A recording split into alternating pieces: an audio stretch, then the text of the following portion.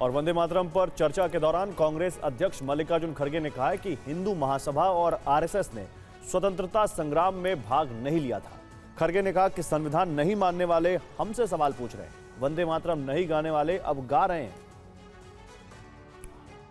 वंदे मातरम नहीं गाने वाले अब शुरू किए हैं, उन लिए मैं धन्यवाद।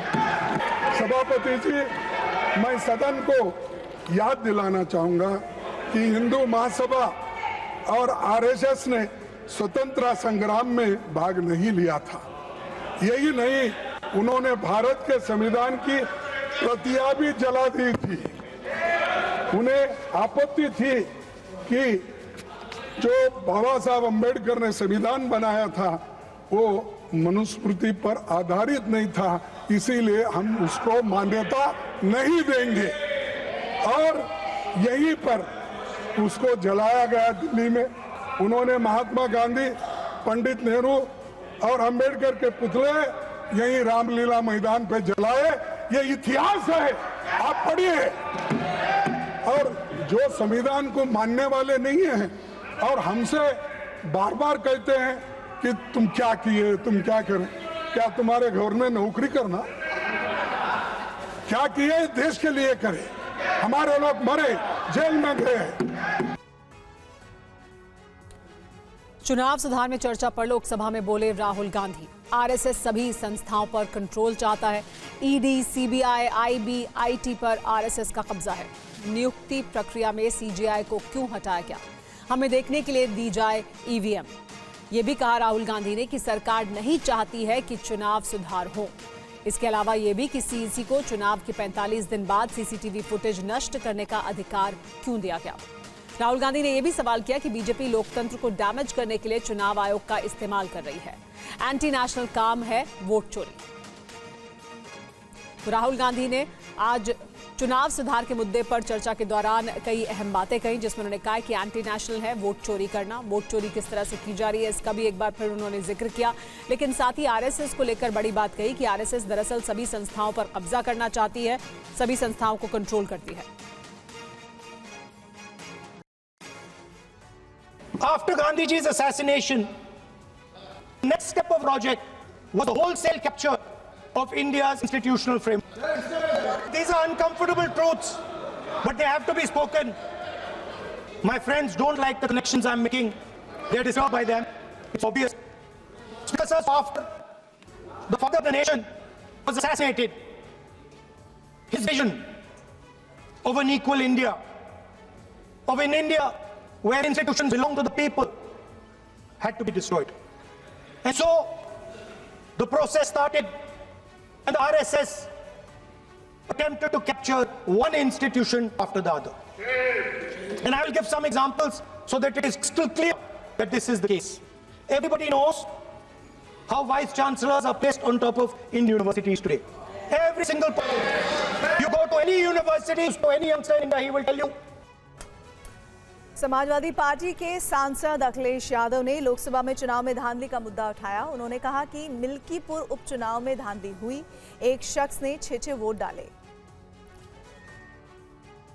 अध्यक्ष महोदय, मैं बाई इलेक्शन मिल्कीपुर की बात करना चाहता हूं। इलेक्शन कमीशन को हम लोगों ने शिकायतें की, यहां धांधली होने जा रही है, चुनाव को हराया जाएगा। वहां की सरकार ने मिलकर के किस अधिकारी को पोस्ट करना है, किसको प्रिसाइडिंग ऑफिसर बनाना है, और हम लोगों ने रंगे हाथ पकड़ा लोगों को। एक व्यक्ति को पकड़ा, वो 6 वोट के डाल के आ रहे थे। एक मंत्री जी भाग गए जो हजारों लोगों को लेकर के उस विधानसभा में आए हुए थे। तो ये बातें मैं इसलिए बता रहा हूं कि अगर हमें रिफॉर्म करना है तो रिफॉर्म तभी संभव है जब हमारा इलेक्शन कमीशन निष्पक्ष होगा। इसलिए अध्यक्ष महोदय, मैं कांग्रेस पार्टी के सुझाव से सहमत हूं कि पहला सुझाव उन्होंने दिया है, और हम समाजवादी पार्टी के लोग भी ये मानते हैं कि जो इलेक्शन कमीशन के अपॉइंटमेंट का जो तरीका है वो तरीका बदला जाए। वो कम से कम ऐसा हो, पारदर्शी हो, निष्पक्ष हो, दिखे कि हमारी भी कुछ भागीदारी है।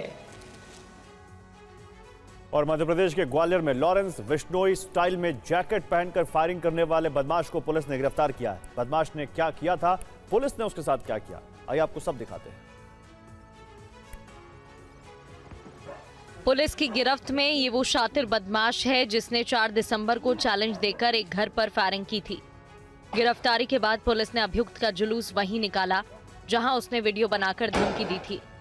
बदमाशों ने गैंगस्टर लॉरेंस बिश्नोई जैसी जैकेट पहनकर घटना को अंजाम दिया और वीडियो बनाकर सोशल मीडिया पर अपलोड कर दिया था। इसके बाद से परिवार पूरी तरह से दहशत में था। पुलिस ने वीडियो और शिकायत के आधार पर कार्रवाई करते हुए एक आरोपी को गिरफ्तार किया।